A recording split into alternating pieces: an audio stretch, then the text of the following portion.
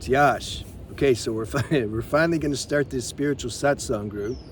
And what we're going to do in there is we're going to look at what our mind's telling us are the obstructions that are preventing us from waking up, so to speak. What's waking up? Waking up is for the human evolutionary self. Your true self is already beyond awake. It doesn't have a form. It's not part of this evolutionary process. This is everybody, every sentient being. This you can say spirit exists. That's why I don't really like these words, waking up, spiritual awakening, I'm enlightened. Like, what are we talking about? We're talking about that applies to the human construct self. But that human, not even human, it can be any individual sense of a self, which we're always going to have because God wants to continue to create, doesn't want to just blink out. So we're always going to have some kind of individual body, whether it be human or if we're on more subtle planes, obviously we'll have a body that corresponds to those planes. It'll be more subtle too. So anytime we have some kind of sense of individualness, then there's always going to be room to refine and get better and get more awake to our true essence. Therefore, like, where's the line that you're awake? You're enlightened. There is none. It's a concept.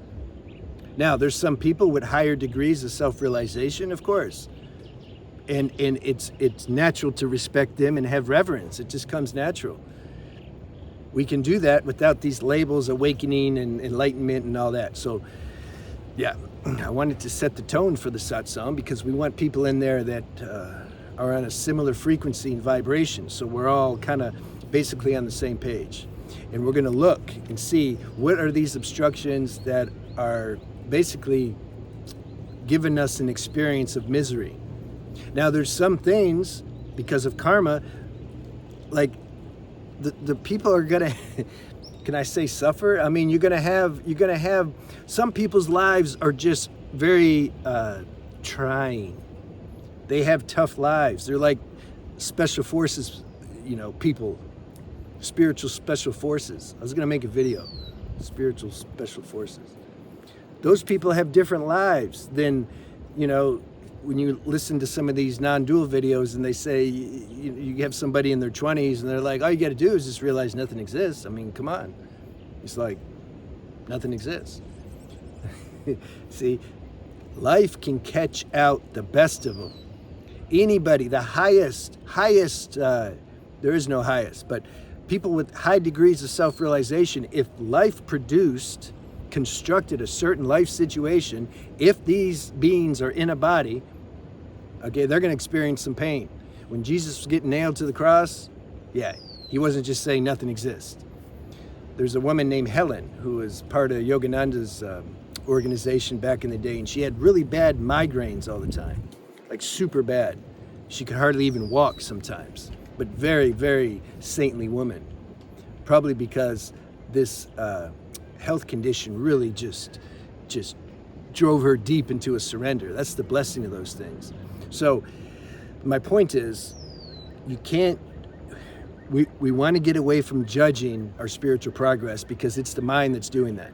And the mind loves listening to other people who look like they got it together, and then the mind will beat you up for that. So we're going to debunk a lot of that stuff, and we're going to look and see, like, what is the real issue that you're having? What's the real problem? Is there one?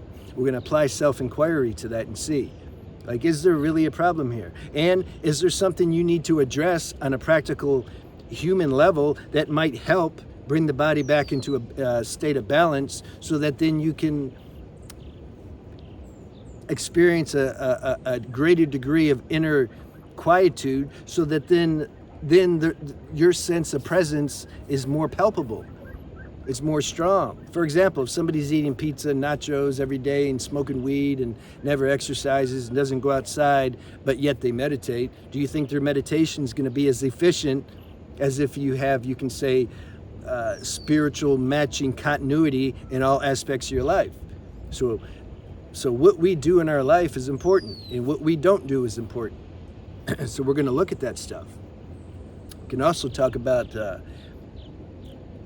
navigating, because this seems, I don't know if it's popular, but some people deal with this. You've had some kind of spiritual experience, some degree of awakening, and now dealing with the people, family, friends, loved ones, children, work, everything.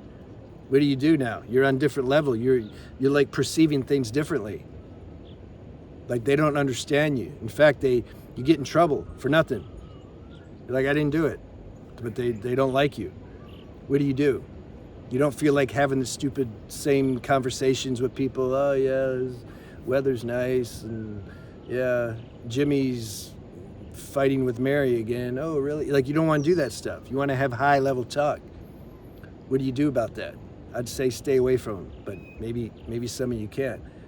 So these groups, the good thing about a group, number one, is we try to get everybody on a similar frequency, right? Then there's more power. You get the collective energetic support of like that saying, when two or more gathered in the name of truth is going to be more strongly felt. I'm paraphrasing. I'm making that saying my own. That's what happens. You get the power and energetic support of a group when you're all in a group together and all like focused on the same thing, which is the highest thing I can see in the human kingdom, which is to realize our true self. When we're all focused on that, it's like this cosmic power helps us. Not because it's like happy, like, oh good, they're focusing on me. No, there's a state of surrender. We're not so self-absorbed anymore. We're like open and trying to listen to if something comes through in this group setting. If somebody says something that can unlock maybe this vault in your mind so that you can get these, or in your being, you can get these deeper downloads and realizations. This is what can take place in a group. So, I wanted to announce that.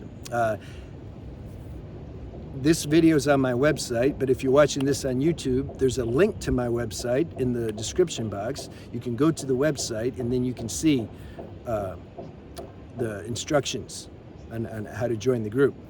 And that's what we're going to do. It's going to start in a couple weeks. The date will be on the website, and yeah, I think it'll be fun. I look forward to seeing you, and that's it. I'll see you soon.